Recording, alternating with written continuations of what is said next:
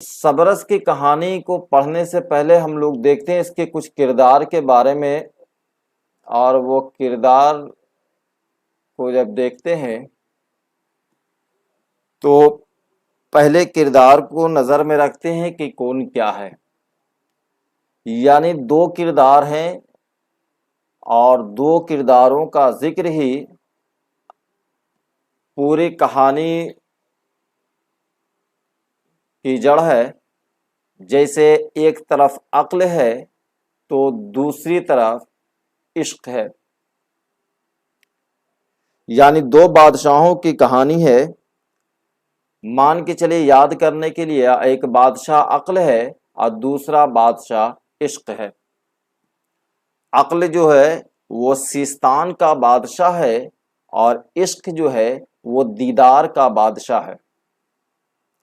ٹھیک ہے، کردار 76 کردار ہے، اتنا کردار یاد کرنا بہت مشکل ہے، لیکن جو اہم ہے، جو جس کردار کی وجہ سے کہانیاں دوسرے رخ پہ آتی ہے، ان کرداروں کو یاد کیجیے گا۔ سب سے بہتر طریقہ یہ ہے کہ اسے آپ ریکال کیجیے ذہن میں، آپ بار بار اس چیز کو دہرائیے، اپنے دوست احباب سے ڈسکشن کر لیجیے، یاد ہو جائے گا۔ تو ایک بادشاہ مغرب کے ہے اور دوسرا بادشاہ مشرق کی طرف ہے، دو الگ الگ حصے پہ ہے۔ مغرب کا بادشاہ عقل ہے جس کی جگہ سیستان ہے، اور عشق مشرق کا بادشاہ ہے اور اس جگہ کا نام دیدار ہے۔ اب دیکھیے عقل میں کیا، عقل کا وزیر جو ہے اس کا نام وہم ہے، اتنا زیادہ ضرورت نہیں ہے لیکن یاد کر لیا۔ صبر اس کا سپہ سالار ہے، بیٹا کا نام دل ہے، یہ یاد کیجیے۔ یعنی صبر، وہم اور اس کے بعد دل اس کا بیٹا ہے۔ عشق دیکھیے گا، مہر اس کا سپہ سالار ہے، حسن اس کی بیٹی ہے، اور جفا مشقت اور درد، یہ در لکھا گیا لیکن دراصل یہ درد ہے۔ یہ کیا ہے، اس سپہ سالار کا خاص آدمی ہے۔ اس کے بعد دیتے ہیں توبہ کا ذکر آئے گا اس میں۔ تو توبہ کیا ہے، بادشاہ کے جو مصاحب ہوتے ہیں اس کا بیٹا ہوتا ہے، اور اس کا تھوڑا سا کردار اس میں ہے۔ کہانی کا سب سے اہم اور متحرک کردار نظر ہے، جو جو دل کا خاص دوست ہے۔ ٹھیک ہے، اگر کوشچن آ جائے کہ سب سے متحرک اور اہم کردار کون ہے تو نظر ہے۔ باقی پھر کہانی کا ایک حصہ ہے۔ ناموس عافیت کا بادشاہ ہے، زہد بزرگ کا نام ہے، ہمت قلعہ صحیح غلطی لکھا گیا، آئین چھوٹ گیا، تو قلعہ ہدایت کا بادشاہ، رقیب ہے سبکسار کا محافظ، غمزہ کون ہے، نظر کا بھائی ہے، نظر کون، یہ دوست جو، خیال کیا ہے، مصور ہے اور حسن کے محافظ ہے۔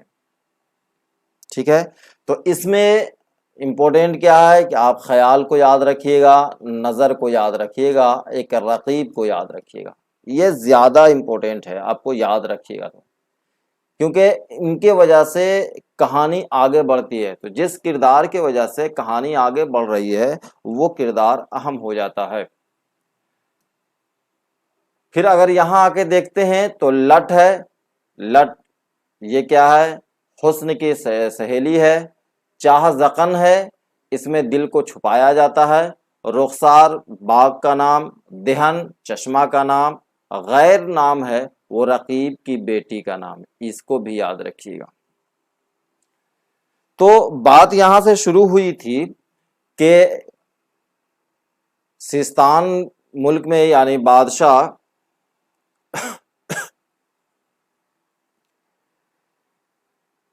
اس محفل میں ذکر آب حیات کا ہوتا ہے، اور آب حیات کا ذکر آتے ہی دل کو یہ خواہش ہوتی ہے کہ وہ آب حیات ہم حاصل کرے، اور اس آب حیات کو حاصل کرنے کے لیے وہ پریشان ہوتا ہے، اور اس پریشانی کو دور کرنے کے لیے نظر کہتا ہے کہ ہم اس کا پتہ کریں گے، اور چونکہ یہ دل کا دوست ہوتا ہے، جاسوس ہوتا ہے، اور یہاں سے پتہ کرنے کے لیے جاسوس نکل پڑتا ہے سیستان کے علاقہ سے۔ اب یہاں سے کہانی شروع ہوتی ہے اور جاسوس یعنی نظر یہاں سے پہنچتا ہے، عافیت نام کی جگہ پہ پہنچتا ہے، جہاں وہ بادشاہ سے کوئی خاص سراغ نہیں ملتا ہے، تو یہاں سے پھر سفر کو شروع کرتا ہے، زہد نام کے پہاڑی پر پہنچتا ہے جہاں رزق نام کا بوڑھا ملتا ہے۔ اب جو ہے یہاں وہ بوڑھا جو بزرگ شخص ہے وہ کہتا ہے کہ آب حیات جو ہے عاشقوں کے آنسوں میں تلاش کیا جاتا ہے۔ پھر یہاں سے نظر کا سفر اور آگے شروع ہوتا ہے اور نظر ہدایت نام کے قلعے کا پاس پہنچتا ہے جہاں کا بادشاہ ہمت ہوتا ہے، خوب یہاں خدمت کرتا ہے اور اس کے خدمت سے خوش ہو کر ہمت آب حیات کا پتہ بتاتا ہے۔ دیکھ لیجئے، اب تک ہے جب تک کہ نظر ہدایت نام کے قلعہ تک نہیں پہنچا تھا تب تک کوئی ذکر آپ کا نہ تو ذکر عشق کا ہے اور نہ ہی جو دوسرا کردار ہے حسن ہے اس کا کوئی ذکر نہیں ہے۔ پہلی دفعہ ذکر آپ کو یہاں ملتا ہے کہ نظر کی خدمت سے متاثر ہو کے وہ کہتا ہے کہ مشرق کے جانب جو ہے ایک ملک ہے اور جس کا بادشاہ عشق ہے، اور یہاں پہ پہلی دفعہ ذکر ہوتا ہے کہ حسن اس کی بیٹی ہے۔ آبجیکٹو میں اسی طریقے سے یاد رکھیے گا کہ پہلی دفعہ نظر کو کس نے بتایا۔ دیکھیے آبجیکٹو خود بنایا جاتا ہے، آپ سبجیکٹو پڑھ لیے ہوں تو آپ اس سے طرح طرح سے آبجیکٹو نکال سکتے ہیں۔ کراس کوشچن کیجئے، پوچھئے کوشچن سے، یا آپ ٹیکسٹ سے پوچھئے گا، متن سے پوچھئے گا، وہ آپ کو جواب دے گی۔ آگے بڑھتے ہیں تو اس کے بعد یہ بتاتا ہے کہ ناز، غمزہ، اشوا، ادا، دلربا، خوشنمائی، لطافت، یہ سب کیا ہے؟ ان کی سہیلیاں ہیں۔ یہ کون بتا رہا ہے؟ بادشاہ ہمت بتا رہا ہے۔ اس کے بعد بتا رہا ہے کہ باغ کا نام، وہاں جب یہ پہنچے گا وہاں اس ملک میں، تو وہاں ایک باغ ہے جس کا نام رخسار ہے، اور اس باغ میں دہن نام کا چشمہ ہے اور اسی میں آب حیات ہے۔ یہ مکمل خاکہ بتاتا ہے، راستہ بتا دیتا ہے۔ اس کے بعد تاکید بھی کرتا ہے، تاکید کرتا ہے کہ شہر دیدار، یعنی جو حسن کا، عشق کا جو شہر ہے اس کا نام دیدار، کہتا ہے کہ دیدار کے راستے میں جانے میں کئی دشواریاں ہیں۔ یہ چیز مان کے چلیے کہ داستان، جو بھی داستان پڑھ لیجئے تو اس میں یہ ہے کہ جو مین کردار ہے، ہیرو ہے، ان کو مختلف پریشانیوں سے گزرنا ہی گزرنا ہے، اور اس کا اختتام تربیہ ہے، المیہ نہیں۔ تربیہ المیہ کیا ہے ہم لوگ بعد میں پڑھ لیں گے۔ تو کہتا ہے کہ راستے میں سبکسار نام کا ایک شہر ہے اور جس کا محافظ رقیب ہے۔ رقیب جانتے ہیں اسے کہتے ہیں جو ایک چیز کو، اس کو کئی لوگ چاہنے والے ہوں، اور کہتا ہے یہ عشق کا تابع ہے، اور یہ بھی کہتا ہے کہ آپ اس کو اگر رام کر لیتے ہو، یعنی اسے آپ اگر اپنا بنا لیتے ہو، رقیب کو آپ اپنی طرف مائل کر لیتے ہو، تو یہ رقیب آپ کو اس باغ تک لے کر جائے گا، اور جب باغ تک پہنچ جاؤ گے تو وہاں میرا ایک بھائی ہوگا، اسے یہ خط دے دینا، اس کے بعد آپ کو وہ مدد کرے گا۔ یہ پورا معاملہ سمجھا دیتا ہے۔ یہاں سے نظر کا سفر پھر شروع ہوتا ہے اور رقیب کے ساتھ، اور جب سبکسار کے پاس پہنچتا ہے تو وہاں وہ گرفتار ہو جاتا ہے، نظر کو گرفتار کر لیا جاتا ہے، سبکسار گیا اور رقیب کے سامنے حاضر کیا جاتا ہے۔ تبھی نظر جو ہے وہ عقل سے کام لیتا ہے اور کہتا ہے، اپنے آپ کو سونے کا پارخ بتاتا ہے، کیمیا گر بتاتا ہے کہ وہ کسی چیز کو سونا بنا سکتا ہے۔ رقیب سونے کا لالچی ہوتا ہے، وہ پوچھتا ہے وہ سونا بنانے کا، تب نظر کہتا ہے کہ سونا بنانے کے لیے کچھ کیمیکل کی ضرورت پڑے گی، اور وہ جڑی بوٹی جو ہے وہ آپ کو باغ رخسار میں ملے گی۔ جو عرق ہے، وہ جڑی جو ہے یا کیمیکل ہے وہ کہاں ہے؟ وہ باغ رخسار میں ہے۔ باغ رخسار کہاں ہے؟ وہ آپ کو حسن کے پاس ہے۔ اب کیا ہوتا ہے؟ سونے کے لالچ میں رقیب نظر کو رخسار پہنچاتا، اس باغ میں پہنچاتا ہے، اور تبھی وہاں شہزادی حسن نظر آتی ہے۔ پہلی دفعہ یہاں شہزادی نظر آتی ہے، جس کے ساتھ اس کی سہیلی لٹ اور اس کا محافظ غمزہ ہوتا ہے۔ لٹ کو اگر نہ بھی یاد رکھیے تو کوئی دقت نہیں ہے، محافظ کا نام یاد رکھیے گا، غمزہ، ٹھیک ہے۔ اب یہاں نظر تو اب پہنچنے کے بعد لٹ جو ہے یہ نظر سے متاثر ہوتی ہے، اور وہاں ہے وہ اپنا ایک بال دیتی ہے، کہتا ہے کسی مصیبت میں اگر پڑ جاؤ تو اس بال کو جلا دینا تو ہم حاضر ہو جائیں گے۔ لیکن جب غمزہ کی نظر پڑتی ہے نظر پہ تو غمزہ ہے اس کے طرف حملہ کرتا ہے، دونوں میں لڑائیاں ہونے کے قریب ہوتی ہے، تبھی دیکھتا ہے، تبھی غمزہ کی نظر کے بازو پر بندھا ہوا لال پر پڑتی ہے۔ تو یہاں دونوں اس لال کے وجہ سے ان دونوں کو یہ بات سمجھ میں آتی ہے کہ ہم بچپن میں بچھڑ چکے تھے، اور پھر سمجھ میں آتا ہے کہ یہ دونوں خود آپس میں بھائی ہیں۔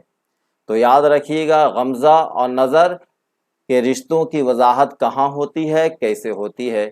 اس لال کی وجہ سے دونوں کو سمجھ میں یہ بات آتی ہے کہ دونوں رشتے میں بھائی ہے۔ اس کے بعد حسن سے ملاقات ہوتی ہے اور نظر کے ساتھ خیال حسن سے ملاقات ہوتی ہے اور بتایا جاتا ہے کہ یہ سونے کا پارکھ ہے، لال ہے، جس کو یہ سمجھ میں آتا ہے وہ لال کو پرکھ سکتا ہے۔ تو نظر کو ایک لال دکھایا جاتا ہے جس میں اس میں ایک تصویر نظر آتی ہے، اور جب تصویر نظر آتی ہے تو وہ تصویر دراصل دل کی تصویر ہوتی ہے۔ یعنی حسن جو ہے جب اس کی تعریف سنتی ہے اس تصویر کا تو حسن یہاں فدا ہو جاتی ہے اور کہتی ہے کہ وہ شہزادے کو میرے پاس لے کے آئے۔ اب یہاں سے سفر ہوتا ہے نظر کا، نظر اور خیال، ایک خیال ہے، دونوں ساتھ نکل پڑتے ہیں شہزادے کے پاس جانے کے لیے۔ اب تھوڑا سا سمجھ لیجئے یہاں پہ کہ اب تک جو کہانی چل رہی تھی وہ آب حیات کی تلاش، کہانی آب حیات کے تلاش کی وجہ سے آگے بڑھ رہی تھی۔ اب تک دیکھیں کہ محفل میں آب حیات کا ذکر آتا ہے، آب حیات کی تلاش کے لیے نکلتے ہیں، نظر کا سفر یہاں تک آتا ہے، حسن سے ملاقات ہوتی ہے، حسن ایک لال کو دکھاتی ہے، اس میں ایک تصویر بنی رہتی ہے جو دل کی تصویر ہوتی ہے۔ اب جب معلوم ہوتا ہے کہ یہ شہر تن ہے، شہر تن کا شہزادہ ہے، تو حسن اس پہ فدا ہو جاتی ہے۔ اب یہاں سے جو کہانی چلتی ہے وہ عشق کی کہانی چلتی ہے، آب حیات کا کوئی معاملہ یہاں تک نہیں رہتا، یہ ایک کمزوری ہے۔ اب یہاں سے لوگ دونوں ہے، نظر اور خیال دونوں شہر تن پہنچتے ہیں۔ شہر تن کیا ہے؟ شہزادے کا شہر ہے یہ۔ اب ان باتوں کی خبر بادشاہ کو پہنچتی ہے تو بادشاہ کا جو وزیر ہے وہ کہتا ہے کہ اگر یہ دونوں، یعنی آنے کے بعد نظر اور خیال دونوں دل کے پاس پہنچتا ہے، پہنچنے کے بعد حسن کی تعریف کرتا ہے، اور اس کے ساتھ ساتھ خیال جو ہے ایک بہت اچھا مصور تھا، اور اس خیال کو کہتا ہے تصویر بنانے کے لیے، اور وہیں حسن کی تصویر بناتا ہے جسے دیکھ کر ہیرو خود بھی اس پہ عاشق ہو جاتا ہے۔ تو اب یہاں تڑپ اٹھتا ہے دل کہ کسی طریقے سے حسن سے ملاقات ہو جائے۔ اب دونوں روانہ ہونے چاہتے ہیں، تبھی یہ خبر ملتی ہے بادشاہ کو، اور بادشاہ کو کانوں میں یہ ڈالا جاتا ہے کہ اگر یہ دونوں چلا جائے تو دو ملکوں میں لڑائی ہو جائے، خلفسار ہو جائے، ایسا ممکن ہے، ہو سکتا ہے، تو بہتر یہ ہوگا کہ ان دونوں کو قید کر دیا جائے۔ تو عقل جو ہے، یعنی دل کا جو باپ ہے، وہ ان تینوں کو قید کر دیتا ہے۔ تین میں کون ہے؟ ایک نظر ہے، دوسرا خیال ہے اور تیسرا دل۔ تینوں کو قید کر دیتا ہے کہ اگر قید کرنے کی وجہ سے یہ لوگ وہاں تک نہیں پہنچ پائیں گے۔ اب چونکہ دو چیزیں تھی اس کے پاس، نظر کے پاس، ایک لٹ کا دیا ہوا بال اور ایک لال۔ اب نظر کیا ہوتا ہے کہ اس لال کی وجہ سے غائب ہو جاتا ہے اور یہاں سے نکل جاتا ہے، اور ان تینوں کے نگرانی میں یہ کون رکھتا ہے؟ عقل کا جو دست راست بیٹا توبہ رہتا ہے، ان دونوں کو حفاظت میں لگا ہوا رہتا ہے۔ اب نظر یہاں سے نکل جاتا ہے کیونکہ وہ غائب ہونے کی طاقت مل جاتی ہے لال کی وجہ سے۔ اب یہاں سے وہ پہنچتا ہے، نظر کے پاس پہنچتا ہے، جہاں وہ دیکھتا ہے کہ رخسار کے باغ میں پہنچنے کے بعد وہ چشمہ نظر آتا ہے آب حیات پر۔ وہاں سوچتا ہے کہ کسی طریقے سے اس آب حیات کو پی لیں، اور جب منہ کھولتا ہے تو لال نیچے گرتا ہے، جس کے وجہ سے نظر ہے، نظر پہ وہ جو نظروں سے اوجھل رہتا ہے وہ سبھی کے سامنے دکھ جاتا ہے۔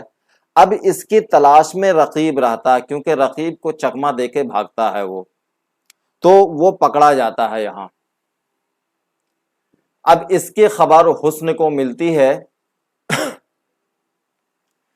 اور یہاں سے پھر رقیب کے پاس سے نظر کو چھڑایا جاتا ہے، اور چھڑانے کے بعد جب وہ نظر حسن کے پاس آتا ہے تو وہ پورا معاملہ بتاتا ہے کہ اس کا جو بادشاہ ہے اسے قید کر لیا جاتا ہے۔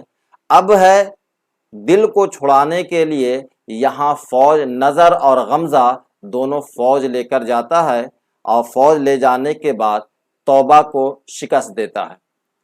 اس کے بعد جانتے ہیں کہ عافیت نام کا بادشاہ تھا ناموس، اسے شکست دیتا ہے اور پہنچ جاتا ہے بالکل دل کے قریب پہنچ جاتا ہے، یعنی بادشاہ عقل کے قریب پہنچ جاتا ہے، یہ لے کر اپنا پورے فوج لے کر۔ اب چونکہ حسن کے طرف سے بھی بادشاہ فوج ہے اور عقل کے طرف سے بھی فوج ہے، لیکن غمزہ کے پاس ایک طاقت تھی کہ دعائے سیفی پڑھنے کے بعد اس کی جتنی فوج ہے وہ سب کے سب غائب ہو جاتی، ہرن بن جاتی ہے اور آگے بڑھتی ہے، اور عقل کا جو فوج ہے اس کے سامنے جا کے ظاہر ہوتی ہے، اور دونوں میں لڑائیاں ہوتی ہے جس میں عقل کی شکست ہوتی ہے، اور عقل کو پکڑ کر عشق کے پاس لایا جاتا ہے، یعنی حسن کے جو والد ہے ان کے پاس لایا جاتا ہے، قید کر لیا جاتا ہے، اور کہا جاتا ہے کہ اسے جو ہے قید کر دیا جائے کیونکہ یہ خام خال لڑنے کے لیے آیا تھا۔ بہرحال یہ پھر دونوں میں سمجھوتا ہوتا، کہا جاتا ہے کہ نہیں، اس طرح ایک بادشاہ کو اس طریقے سے نہیں کرنا چاہیے، تو یہ طے پایا کہ اسے وزیر بنا دیا جائے اور عزت کے ساتھ اس کو رکھا جائے۔ تو عقل ہے اور اس کے بعد دل، دونوں آپ کو مغرب کے بادشاہ یعنی عشق کے پاس آ جاتے۔ اب یہاں سے معاملہ یہ ہوتا ہے کہ چونکہ لڑنے کے لیے دل ہے اپنے باپ کے طرف سے لڑتا ہے، تو اسے بھی قید کر لیا جاتا ہے، یہ بھی زخمی ہو جاتا ہے، تو اسے اپنے حسن جو ہے اپنے والد سے چھپا کر رکھی رہتا ہے باغ میں، اور اس کے وہ جب والد صاحب سے نظروں سے اوجھل ہو کر چپکے چوری وہ دل سے ملاقات ہوتے رہتی ہے، عشق پروان چڑھتے رہتا ہے۔ تبھی ایک اور کردار آتا ہے، رقیب کی بیٹی آتی ہے جس کا نام غیر ہوتا ہے۔ یہ کیا کرتی ہے کہ اپنے جادو سے، اپنی طاقت سے یہ حسن کے شکل میں آ کر اور دل کے ساتھ وہ محبت کرنے لگتی ہے، اس کے ساتھ جو ہے محبت کا اظہار کرنے لگتی ہے۔ یہ خبر جب حسن کو ملتی ہے تو وہ دل سے نفرت کرتی ہے اور اسے کنویں میں قید کر دیتی ہے۔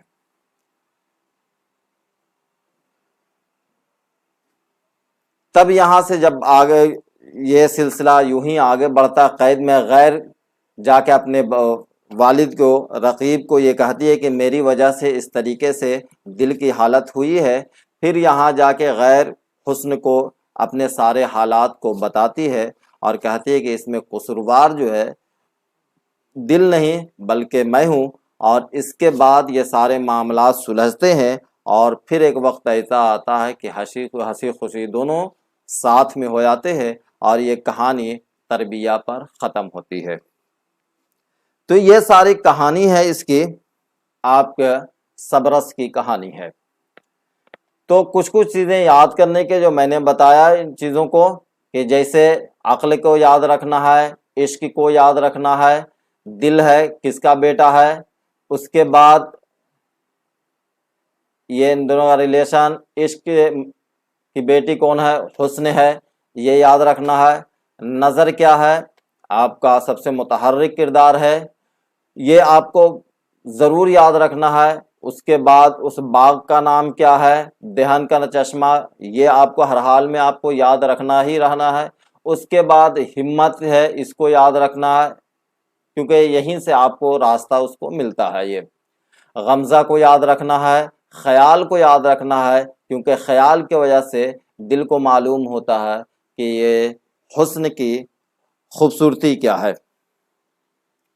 میرے خیال سے بات اتنی سمجھ میں آ گئی ہوگی۔ اب آگے دیکھتے ہیں، ایک اور اہم کردار ہے۔ بات یہاں تک سمجھ میں آ گئی ہے؟ اگر کسی کو کوئی کنفیوژن ہو تو بتا دیجیے گا۔ ایک اور اہم شاعر ہے غواصی، یاد نہیں، یہ سلیبس میں نہیں ہے لیکن اسے پڑھنا ضروری ہے۔ تو قلی قطب شاہ کے زمانے میں آپ کا صبرس تھا، ملا وجہی ملک الشورا تھا۔ غواصی عبداللہ کے دور حکومت میں یہ اس کا عروج کا زمانہ تھا۔ تو اور اسی وجہ سے عبداللہ قطب کے دور میں وجہی بھی تھے، غواصی بھی تھے، لیکن اس کا عروج کا زمانہ غواصی کا تھا۔ تو دونوں میں کمپیریزن کیا جاتا ہے، دونوں میں دیکھا جاتا ہے کہ کون بہتر، دونوں ایک دوسرے میں ادبی طور پہ تکرار ہو، تو اسی لیے اس کو تھوڑا سا پڑھ لینا ضروری ہے۔ تو غواصی ایک تو یاد رکھنا کہ عبداللہ کے دور کے، اس میں 3 مثنویہ اہم ہے۔ پہلا ہے مینا ستونتی، دوسرا ہے سیف الملوک و بدیع الجمال، اور تیسرا ہے طوطی نامہ۔ اسے بالکل یاد رکھیے گا۔ جب یہاں تک آ گئے ہیں تو اس کے بعد آگے دیکھتے ہیں، تو مینا ستونتی کے دیکھتے ہیں۔ تو مینا ستونتی کا مرکزی خیال جو ہے عصمت اور حیا کی پاسداری ہے۔ کیسے ایک غریب گھر کے اور ایک چھوٹے سے کلاس کے لوگ کس طریقے سے اپنی عصمت اور حیا کی پاسداری کرتے ہیں، وہی اس کا مین مرکزی کردار ہے۔ جس طریقے سے تمام مثنویہ، جتنے بھی مثنویاں ہیں، اس کی شروعات جس طریقے سے ہوتی ہے، اس مثنوی کی آغاز بھی اسی طریقے سے، کوئی نیا پن نہیں ہے اس میں بھی۔ کیا ہے، ابتدا میں حمد ہے، نعت ہے، بادشاہ کی تعریف ہے۔ اب ہے اس کے بعد بادشاہ کے حسین و جمیل لڑکی جو ہے چندہ کی داستان ہے۔ یاد رکھیے گا، یہاں جو یاد کرنے کا چیز ہے کہ یہ جو ہے 2 کردار ہے۔ ایک کردار کا نام آپ کا چندہ ہے اور دوسرا کا نام آپ کا لورک ہے۔ چندہ اور لورک کی کہانی ہے۔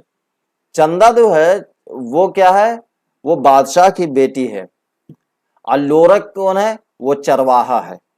2 باتیں یاد رکھیے گا مینا ستونتی میں، کہ چندہ اور لورک کی کہانی ہے۔ چندہ بادشاہ کی بیٹی ہے اور لورک ایک چرواہا ہے۔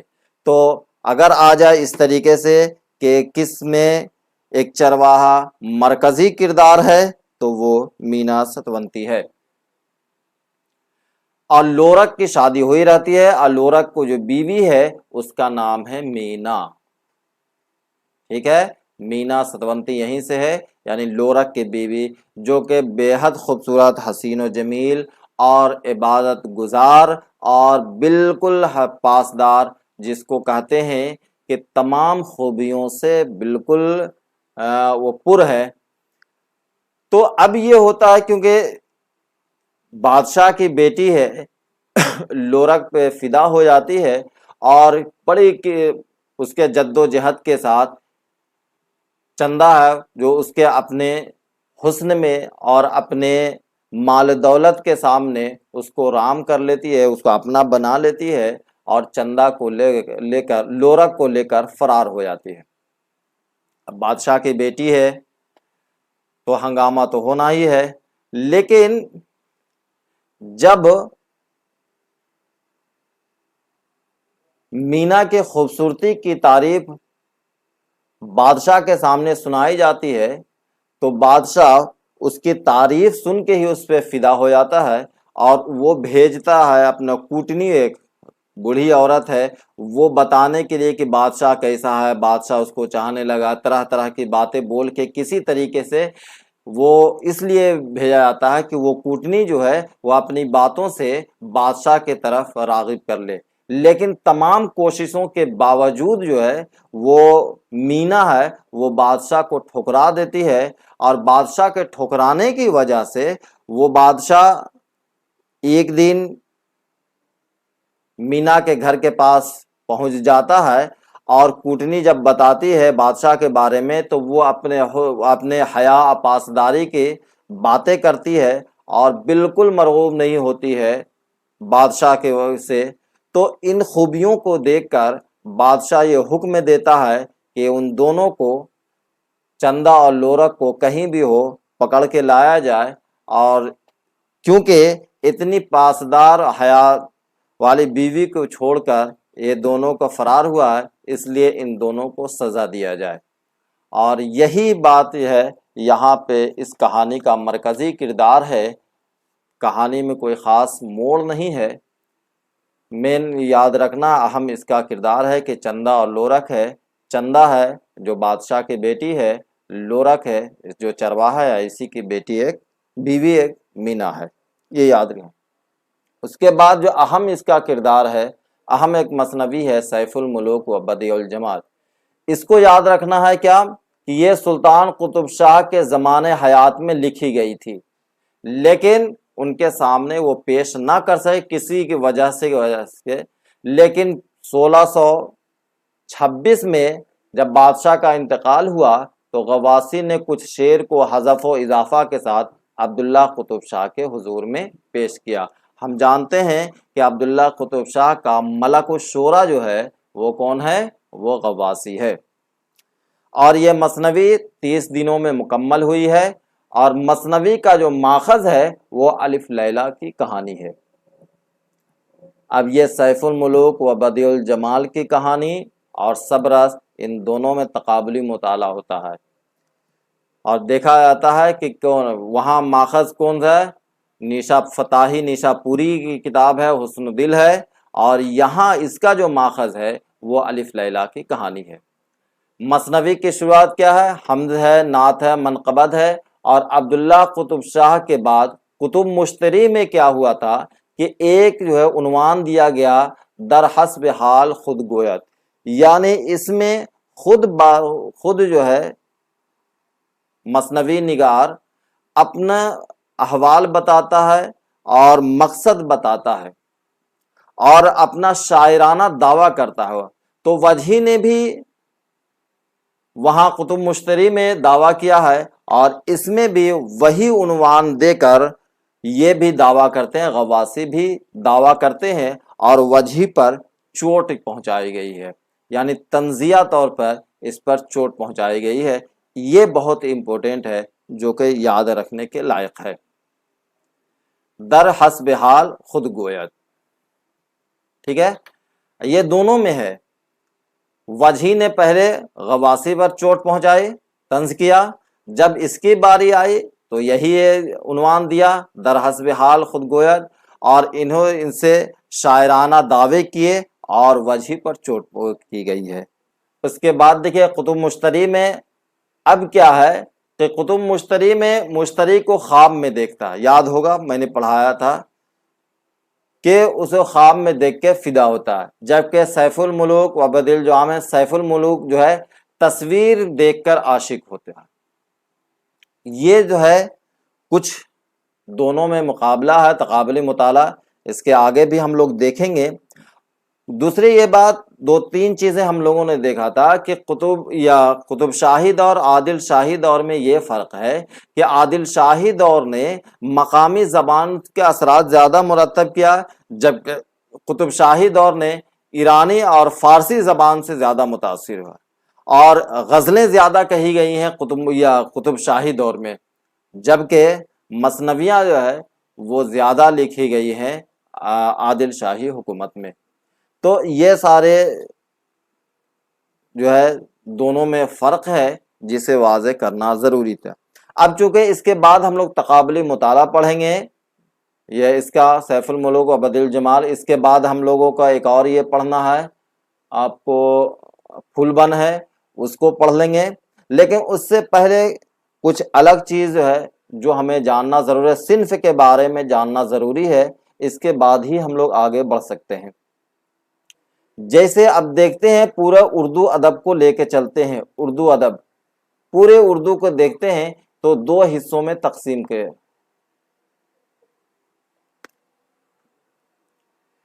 ایک جو ہے ایک سیکشن ہے شاعری کے اور دوسرا سیکشن ہے نثر کے، تیسرا تو کوئی ہے ہی نہیں ہے، اگر کوئی اور تیسرا حصہ ہے تو مجھے بتا سکتے ہیں آپ لوگ، میں تو دو ہی جانتا ہوں۔ پورے اردو ادب کو اٹھا کے لے کے چل جائیے، دو ہی ہے، ایک شاعری ہے اور دوسرا حصہ نثر کا۔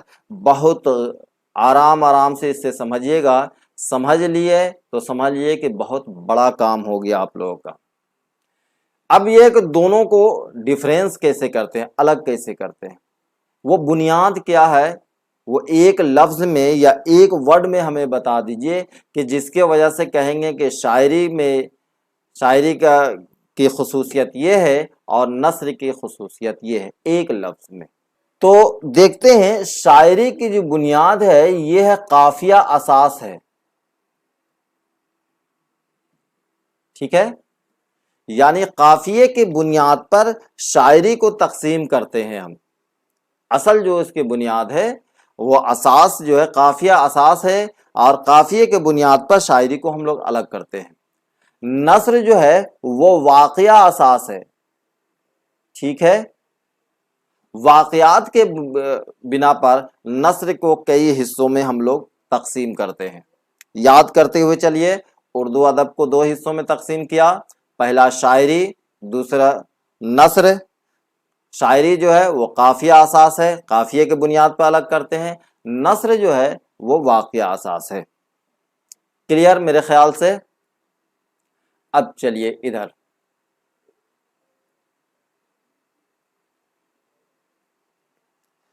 اب دیکھیے واقعہ کے بھی دو قسمیں ہیں،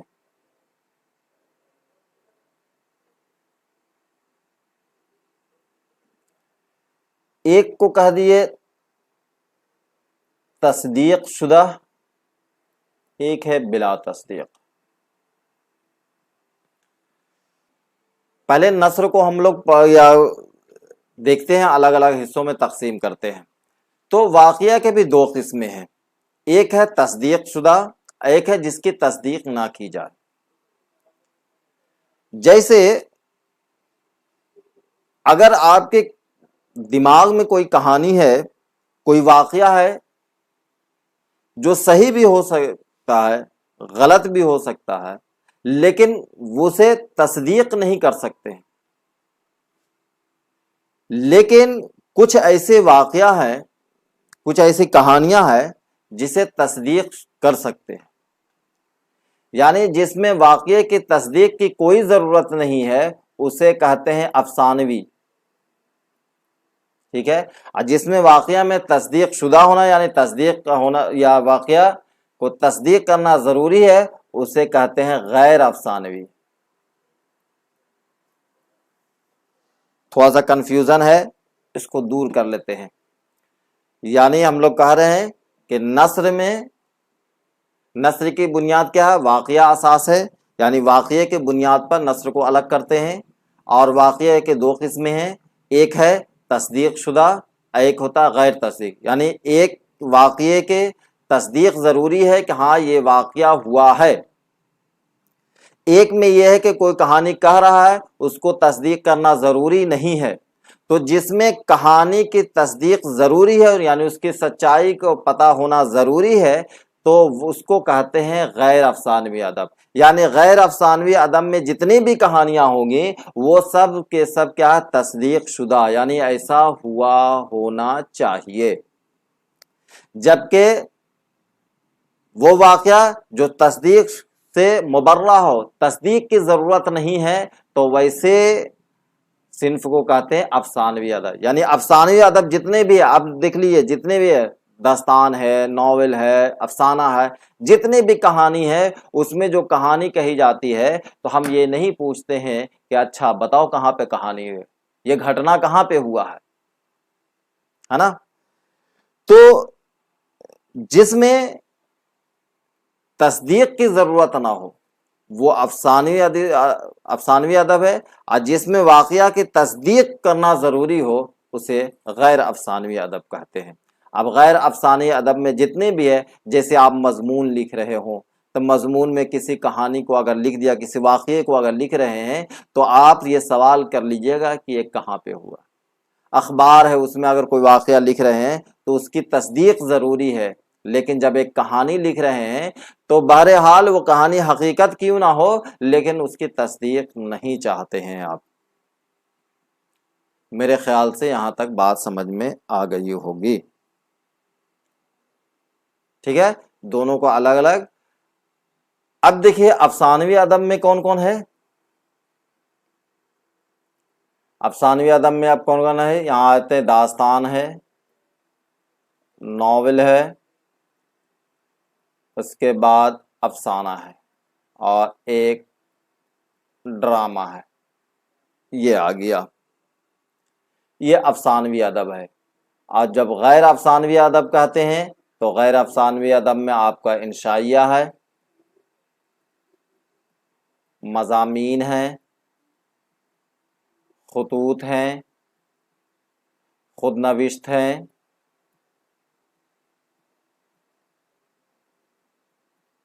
سوانح ہیں، یہ سب کے سب آپ کو غیر افسانوی ہے۔